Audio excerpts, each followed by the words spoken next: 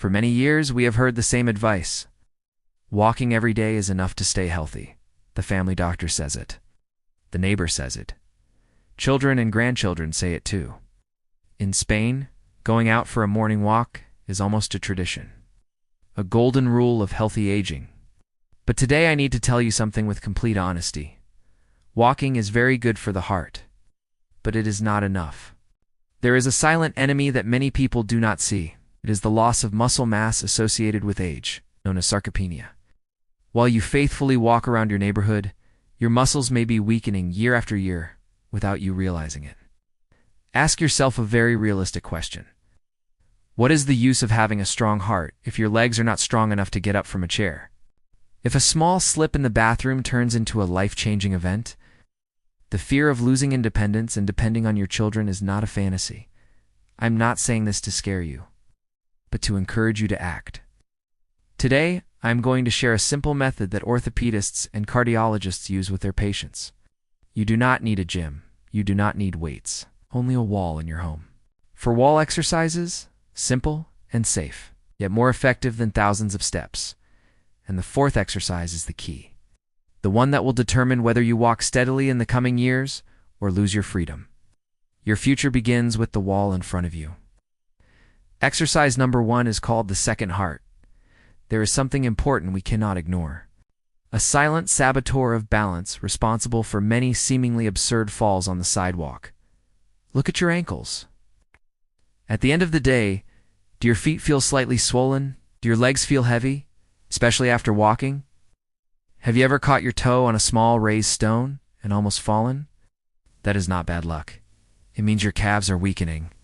In medicine, we call the calves the second heart, because every time they contract, they pump blood from the feet back to the heart against gravity. If this muscle weakens, blood accumulates in the lower legs, causing swelling, varicose veins, heaviness. Most importantly, the ankle loses the ability to react quickly when balance is lost. Walking only maintains current function. It is not intense enough to truly strengthen the calves. That is why the heel raise with wall support is so important. It is simple, but it acts as life insurance for your ankles and circulation. Stand facing a wall. Just gently place your hands on it for balance. Keep your feet hip-width apart. Keep your back straight, shoulders relaxed. Slowly rise onto the balls of your feet without bouncing. Lift with control. Imagine you are stretching the top of your head upward. Feel your calves tighten. At the top, pause. Count to 2. That small pause makes a difference, because the muscle stabilizes the ankle joint. Then lower yourself slowly, resisting gravity. Perform 2 sets of 10 repetitions. Slight burning sensation is normal. It means dormant muscle fibers are waking up. Stronger calves bring to main benefits. Less swelling at the end of the day. Better balance when you trip, potentially preventing a life-changing fall. Your heart is not only in your chest. It is also in your calves. Wake it up daily. Now we come to the decisive exercise, sitting and standing.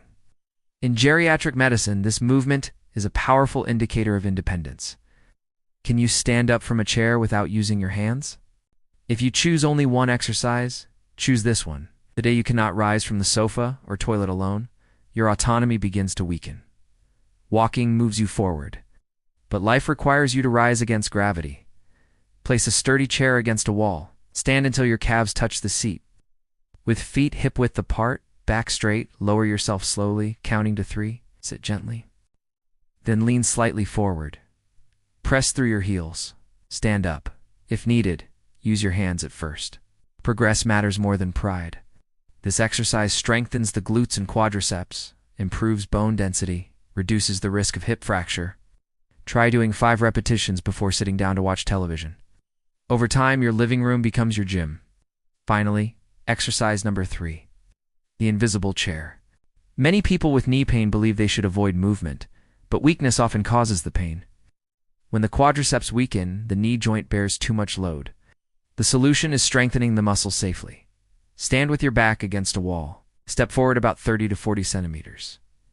Slowly slide down, as if sitting on an invisible chair. Hold a comfortable position. Breathe normally for 10 to 20 seconds. You will feel a burning sensation in your thighs. This is an isometric exercise, building strength without moving the joint. Studies show it can also help regulate blood pressure. Aging is not a sentence of weakness. Your body simply reflects the signals it receives. Give it the right stimulus, and it will respond.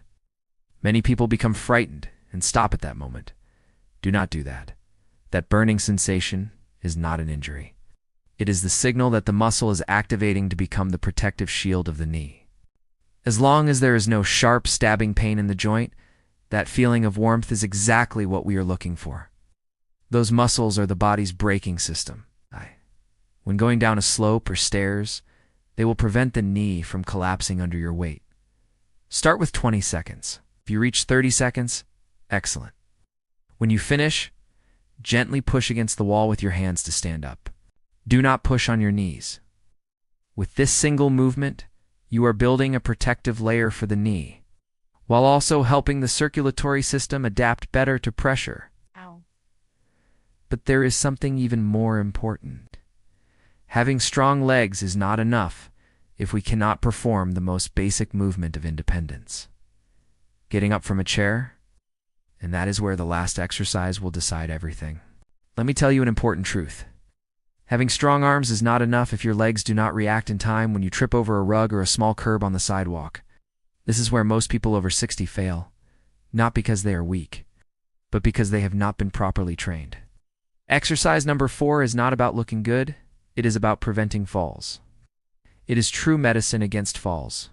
It not only strengthens the muscles, but also reawakens the connection between the brain and the feet, something walking alone never provides. Look at your feet. Most serious falls do not happen while climbing a mountain. They happen in the living room, on a slightly wrinkled rug, or when stepping over a small, uneven surface. As we age, we unknowingly develop what I call heavy feet. We start dragging them. When we walk, we rely on inertia, lifting the foot only a few millimeters off the ground. We believe we are active, but in reality we are losing the ability to overcome obstacles. The hip flexor muscles, the ones that lift the knee, become lazy. And when they fall asleep, a simple cable on the floor can cause a fall. That is why this exercise is wall marching. It is not walking. It is retraining the nervous system. Stand facing a wall. Lightly touch the wall with your fingertips for balance. Just touch. Do not grip. Keep your back straight.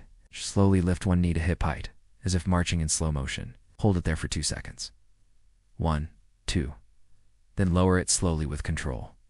Do not let the foot hit the floor. Switch legs. That 2-second hold is the key. While you hold, the supporting leg must stabilize your entire body weight.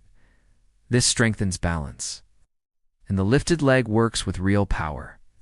You will feel the groin area and lower abdomen activate.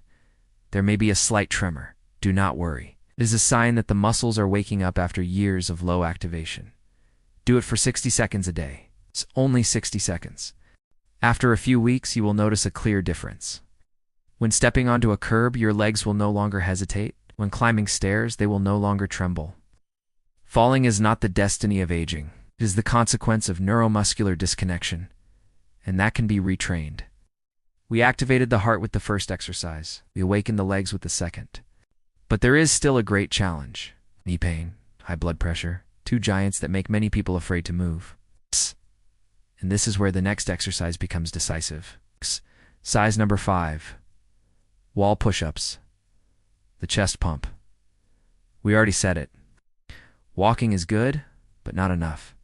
It moves the legs. But let me ask you a direct question. When was the last time you truly trained your upper body?